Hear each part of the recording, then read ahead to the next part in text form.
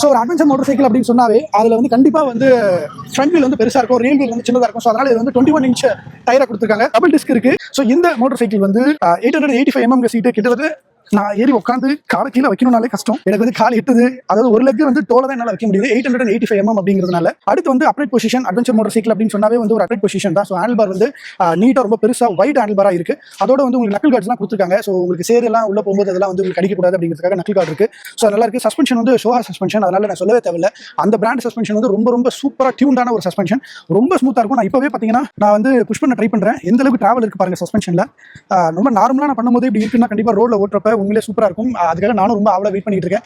இன்னைக்கு test right கிடைச்சதுன்னா இன்னைக்கு பண்ணுவோம், அப்படி இல்லைனா ஸ்பெஷலாகவே இதை எடுத்து நம்ம ஒரு டெஸ்ட் ரைட் கண்டிப்பாக பண்ணலாம். நம்ம வந்து சஸ்பென்ஷன் அட்ஜஸ்ட் பண்ணிக்க முடியும். இந்த இடத்துல ரொம்ப ஈஸியாக அட்ஜஸ்ட் பண்ணுறதுக்கான ப்ரொவிஷன் கொடுத்துருக்காங்க. இதை யூஸ் பண்ணி நீங்கள் வந்து தாராளமாக இதோட ஹைட்டை வந்து அட்ஜஸ்ட் பண்ணிக்கலாம். அதே மாதிரி இதோட சஸ்பென்ஷன் டிராவலில் நீங்கள் பார்த்தீங்கன்னா தெரியும். நான் உட்காரும் போதே பாருங்க, என்னோட வெயிட்டுக்கு நான் வந்து ஒரு 80 kg இருக்கேன். என் வெயிட்டுக்கே வந்து எந்த அளவுக்கு கீழே இறங்குதுன்னு பாருங்க.